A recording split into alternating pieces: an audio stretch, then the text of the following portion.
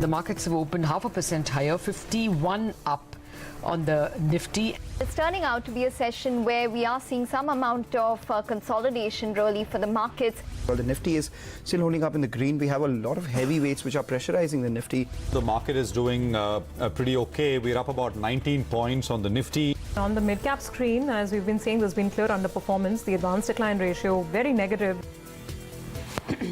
Dalal Street begins the week on a positive note. Sensex gains 160, Nifty moves closer to 11,600.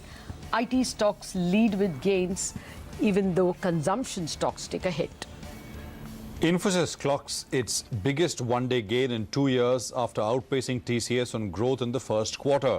The stock rises 7% after the tech major hikes its FY20 growth guidance to 8.5% to 10%. DHFL stock gets battered in trade after the company reveals documentation deficiencies, unbanked checks from loanees and unpaid intercorporate deposits. It also expresses doubts over its ability to function as a going concern unless banks and investors put in money. Nifty Bank ends 0.5% lower. This after investor sentiment is soured on worries of banks' exposure to DHFL and fears of lower recovery from insolvency cases after the NCLAT's judgment in the SR Steel case. Stocks in news. Avenue Supermarts rises on strong first quarter numbers. Piramal Enterprises rallies on funding reports.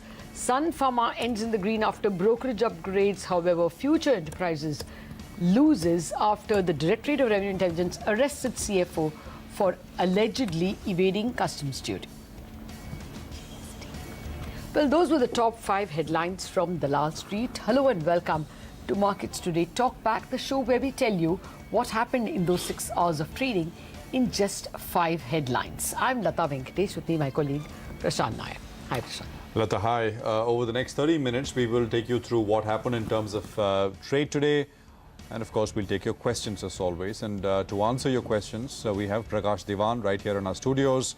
On the charts, on technicals, we have Ashwini Gujral. Prakash and Ashwini, thank you for joining us here on the show. Let's quickly take a look at what really happened as far as the market today is concerned. Not very much, nothing very large in terms of the indices, frontline indices, but a lot going on with stocks. Lata. Well, actually, the dichotomy between the large caps and the mid caps again came to the fore today. If you only looked at the Nifty and maybe the IT pharma stocks, it didn't look like a bad day. But if you looked at the mid caps and the number of advancing stocks to falling stocks, then it is 1,470 stocks falling to about 660 advancing. So basically, more than double the stocks fell to a third of the stocks rising. It was not a happy picture as far as the mid-caps are concerned. The Nifty got rescued by Infosys. Infosys alone contributed, I think, about 60 points to the gain. And, the Nifty is actually up only by 35 points. So without Infosys, the Nifty could have well ended in the red. But in the mid-cap space, it's the same old blues, but it's just not going away. The slowdown blues, and after market hours, you had Ashok Leyland also saying that it has cut production or will cut production for the latter part of July. These slowdown blues continue, and the NBFC problems reflected by DHFL, but doesn't end with DHFL.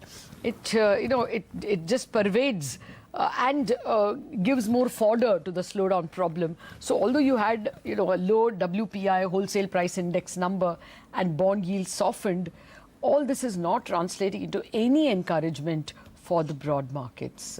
But what did you spot besides Infosys as the standout? I mean, that, of course, was a standout gainer, Lata. But OK, let's just start top-down sectorally. IT and pharma did well. I mean, so these were indices and sectors, pockets which did well. What was down? PSU banks, as you said, infrastructure was down, and broader markets, small cap and mid cap indices were down in the red. I mean, advanced decline ratio was 1:2. So, I mean, it's been pretty poor. What did well across the board? I mean, large, mid caps, everything. So Infosys, top of the list there with that big gain. Sun Pharma did well. Again, I mean, there was a double upgrade from Morgan Stanley. Piramal was up almost 7%. The move started at about, 11:30, and it never really eased off after that. 2078 on Piramal. UPL was higher. DMart, Avenue Supermarts sort of held on to the gains from the morning. Dish TV, Spark, Quest Corp, Equitas were some of the other large gainers. on large volumes as well. Okay, what did what ended lower? There was DHFL, of course. We'll spend more time on it later. RBL Bank consistently kept breaking down, just about 606 by close. Reliance Capital, PSU banks like Union Bank and Allahabad Bank, top losers. Future Retail was down sharply on volumes, and CG Power was another one of those big volume-led losers that we saw today. Lata. Okay, well, that's the sum and substance of what happened as far as the micros and the macros of the market are concerned. Let me first take it to Ashwini. Well, Ashwini, what have you made of the way the markets have panned out? The close today, mildly in the green for the Nifty. See, the market is consolidating post a large fall. Now, unless we can take out the higher end of the consolidation, the risk of downside breakout remains. Today, if you take those 400 points of CNX IT out, you probably would have closed in the red. So that way, it's a choppy action until the market decides which is the next course. This could continue for a bit. Okay, the market needs to provide evidence that it wants to go higher. Otherwise, Ashwini is saying that, well, the risk of a breakdown still lurks. We move on to the second headline then. Infosys ended the day with the biggest one-day gain it's seen in 2 years. This after posting healthy first quarter results. The stock rallied 7% after the tech major has hiked its FY20 growth guidance. Rima joins in with more details on the performance. Rima. The positive surprise came in from the fact that the company upped its FY20 constant currency revenue growth guidance to 8.5% to 10% from 7.5% to 9.5%. Remember, Infosys is a conservative company, so it's quite uncharacteristic of it to go ahead and raise the guidance in Q1 itself. The FY20 margin guidance remains unchanged at 21 to 23%, but that's fine considering the INR appreciation that we're seeing. The internals look good. So, for instance, the deal wins are at record levels at $2.7 billion this quarter. Of course, it's aided by the ABN AMRO mortgage business and the Stata acquisition that they did, but nonetheless, that's a positive. Most of the verticals, barring retail, are reported a double-digit year-on-year growth. The digital growth rate was quite strong at over 41%. The company has said that now they will be returning more cash to the shareholders at 85% of its free cash flow. The only negative in the numbers was the attrition, which continues to remain high and in fact inch up on a quarter-on-quarter basis, and consolidated attrition was at over 23% this quarter. There is a valuation comfort that Infosys also provides, and now it's trading at 17.5 times FY21 PE, which compares with about 20.5 times for TCS. So there is that gap. In the last 5 sessions, Infosys has already tried to narrow that gap. So in the last 5 sessions, TCS is down 2.5%, whereas Infosys is higher than about 5.5%. But the question is, considering that growth for the two companies could be similar in FY20, is there a case for the valuations to narrow even further? Brokerages are quite happy. Citi upgrades the stock to a buy. Nomura upgrades it to a neutral. Credit Suisse, on the other hand, continues to remain quite circumspect on the stock, so they maintain an underperform rating on the stock. Okay, thanks a lot for that. So Infosys standout performer today with a 7.2% or a 53 rupee gain in that stock. Prakash, we want to come to you with a question which a viewer has sent us. Sergio Adino says that he has been holding 200 shares of Infosys, which he purchased at 687 rupees a piece. Wants to know if he should hold or sell. Sitting on 100 rupee gain per share, which is something like about 10-11%. What should he do? So I think very clearly, notwithstanding the move today, Infosys is definitely seeming to be making some sort of a comeback in terms of not just the guidance, but in terms of all the other investments that they've been making seem to be contributing quite significantly. And this whole thing of this obsession with comparative stuff with TCS always kind of makes amplified the move amplified, saying okay, it's done better. So this is a season of upsets. We've seen England winning after so many years. You have Infosys coming from the back and doing this. Today's move to me seemed a bit exaggerated beyond this thing, because the trend would have to sustain to give it those kind of valuations. But for this particular investment that he has at 680 whereabouts, I think he could look at probably about 830, 825 as a level to book profits, which would be close to about 15%. But there's no downside risk that I see. It's not going to lose value. So he can as well hold it. He can just hold on. Ashwini, what do you think?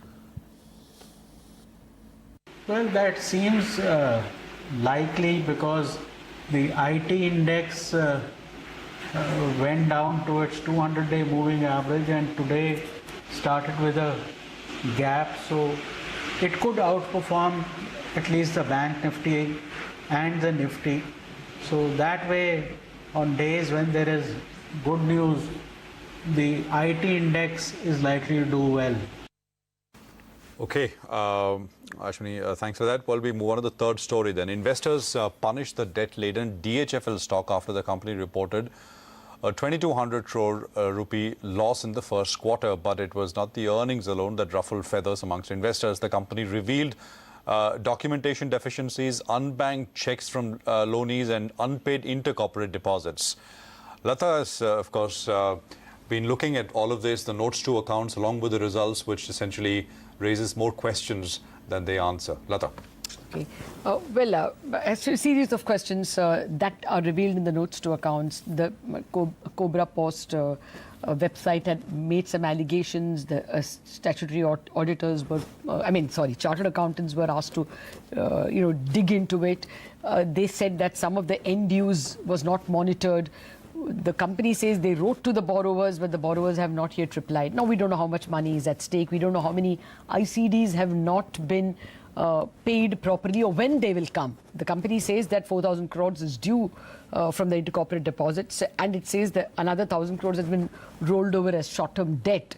But is there a valuation loss there? We do not know. We do not know what is the downside of the some lacunae in loan documents, which one of the notes to account speaks about. It says some of the checks we could not bank because we weren't sure that they would come good. Now, will all that 16,000 crore of loans for which the checks were not banked turn NPA? We do not know. So, 3,000 crore has been taken as provisions, 3,200 crore, but we do not know if it is enough because there are a lot of question marks. DHFL itself said, worried that people are exaggerating, that it has tried to be very conservative and open about the problems.